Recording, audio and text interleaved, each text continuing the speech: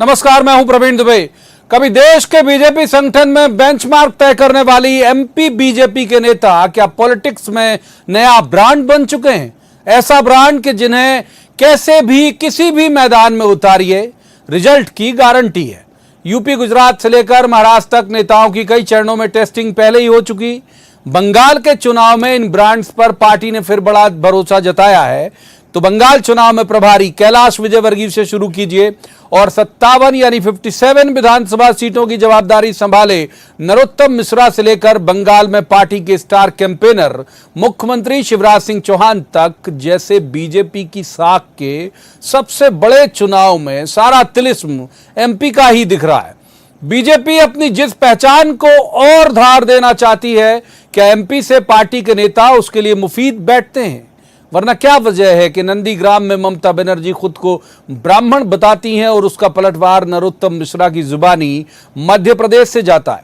आसाम में मुख्यमंत्री शिवराज सिंह चौहान कांग्रेस से लेकर राहुल गांधी तक को नया नामकरण देते हैं और सिर्फ हेडलाइन नहीं गढ़ते, गैर हिंदी भाषी राज्य में खुद को कनेक्ट भी कर जाते हैं। बेशक दिग्विजय सिंह से लेकर कमलनाथ तक राष्ट्रीय फलक के राजनेता कांग्रेस में भी हैं, लेकिन उन्हें जहां जिम्मेदारी संभालनी चाहिए इस वक्त जब ये नेता वहीं से नदारद हैं, तो बाकी चुनाव की क्या कहिए। दमोह विधानसभा की उल्टी गिनती शुरू हो गई, लेकिन कांग्रेस का कोई दिग्गज अब तक वहां नहीं पहुंचा सिवाय कमलनाथ जी के। बंगाल चुनाव की स्टार सूची में कमलनाथ दर्ज हुए, फिर हटा दिए गए। दिग्विजय सिंह के मामले में तो पार्टी भी यूं खौफ खाती है, क्योंकि वो खुद कह चुके हैं कि उनके प्रचार में जाने से पार्टी के वोट कट जाते हैं। इस बीच कांग्रेस के पूर्व मंत्री पीसी शर्मा का भी दिलचस्प बयान आया आज। उनका कहना है कि कोरोना के मद्देनजर बाहरी नेताओं के दमोह आने पर रोक लगाई जाए। पहले तो कांग्रेस के घर आती तो दमोह पहुंच जाएं, फिर बाहरी पर रोक लगाने की बात की जाएगी। बाहर से आने वाली बारात की तो यूं भी उम्मीद बहुत कम है।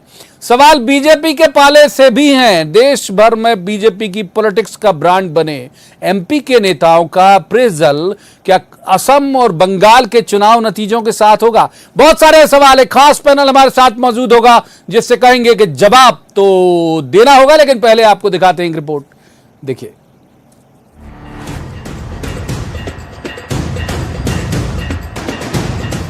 नंदीग्राम में मतदान के ठीक पहले अपनी आखिरी रैली में ममता बनर्जी हिंदू कार्ड खेलते हुए अपना गोत्र शांडिल्य बताती हैं और उनके इस गोत्र कार्ड का जवाब एमपी से भी जाता है। पार्टी के नेता और प्रदेश के गृह मंत्री नरोत्तम मिश्रा वजह बताते हैं कि ममता दीदी को गोत्र क्यों याद आया। 10 साल में याद नहीं आया गोत्र। जब घुसपैठिए आ रहे थे, जब आतंकवादी आ रहे थे, तब गोत्र की चिंता नहीं। तब तो दुर्गा पूजा पर प्रतिबंध लग गया, तब तो सड़क पर नमाज हो गई। वो दीदी लोग सब जानते हैं, अच्छी तरह पहचानते हैं कि अब क्यों गोत्र याद आ रहा है। सीएम शिवराज भी चौथी पारी में कभी एक पैर आसाम तो कभी बंगाल में रखे हैं। आज भी गुजरात में दांडी मार्च में शामिल होने रवाना हो गए। आसाम चुनाव प्रचार के स्टार प्रचारक शिवराज जो गैर हिंदी भाषी वोटर को कांग्रेस और राहुल गांधी का नया अर्थ रटा देते हैं और बता देते हैं कि बीजेपी के ब्रांड वो यूं ही नहीं है। घोटालों की सरकार थी, चारों तरफ भ्रष्टाचार था। आई मतलब रिस्पॉन्सिबल है नहीं, रिस्पॉन्सिबल एंड मतलब नेपोटिज्म, परिवारवाद। ब्रांड बन जाने की काबिलियत यहाँ भी भरपूर। कमलनाथ और दिग्विजय का सियासी तजुर्बा कहीं ज्यादा बैठता है बीजेपी नेताओं से, लेकिन सरोकार की बात है। देश के बाकी बड़े चुनाव से पहले एमपी की दमोह विधानसभा सीट पर है इनकी आजमाइश, बशर्ते वो पहुंचे तो। कांग्रेस की स्टेडी बनेगी और सब नेता जाएंगे, A to Z नेता जाएंगे। अभी सब लोग अलग अलग जगहों पे, दिग्विजय सिंह दिल्ली में 3 तारीख को आएंगे भोपाल, उसके बाद सब जाएंगे। अब ये कांग्रेस की अंतरकलह है, सब एक दूसरे को नीचा दिखाने के लिए लगे हैं। ये तो दिग्विजय सिंह जी समझे कि वो ऐसे भूत बन गए कि उनको देख के जनता भागने लगती है। उनको लगता है कि ये भूत ना चढ़ जाए, नहीं तो पता चला इस भूत से कई बर्बादियां हमें सामना करना पड़े। दिग्विजय सिंह कांग्रेस की बर्बादी है। कभी एमपी में बीजेपी के संगठन को आदर्श संगठन की संज्ञा दी जाती थी, उसी संगठन से निकले हैं ये खिलाड़ी जो ब्रांड बनकर देश के अलग अलग हिस्सों में संगठन और सत्ता की राह के धुरंधर बने हुए हैं। हाँ, लेकिन ये पिच पर ओपनर बने रहेंगे या नहीं, आसाम और बंगाल के चुनाव नतीजे क्या इनकी परफॉर्मेंस रिपोर्ट भी तय करेंगे? जवाब तो देना होगा। शरद श्रीवास्तव और अनुराग श्रीवास्तव के साथ bureau report, news 18 Madhya Pradesh Chhattisgarh.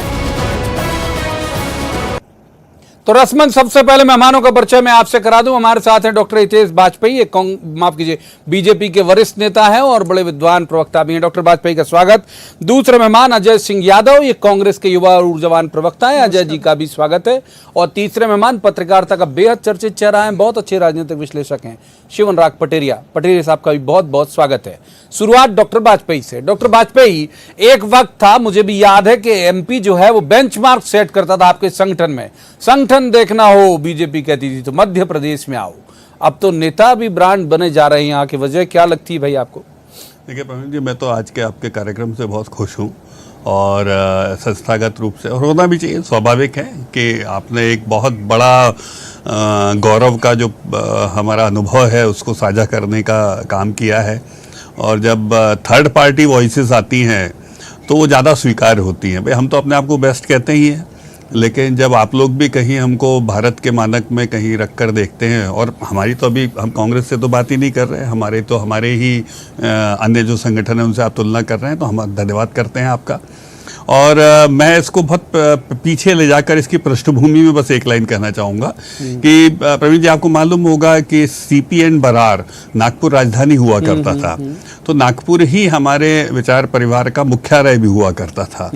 और चूंकि वो हमारी ही भूमि की राजधानी भी थी, तो स्वाभाविक है कि हमारा संगठन हम मान के चल सकते हैं या उनकी परंपराएं गंगोत्री से ही निकली हुई है, तो हम उसको आज तक अक्षुण्ण रखमाए हैं। ये हम 1900 अब 25 में शुरू होकर सोचिए आप 2025 में हम 100 साल पूरे करने वाले हैं। वो समय भी नज़दीक आ रहा है, तो हमारे लिए ये बहुत प्रवीण जी गौरव की बात है।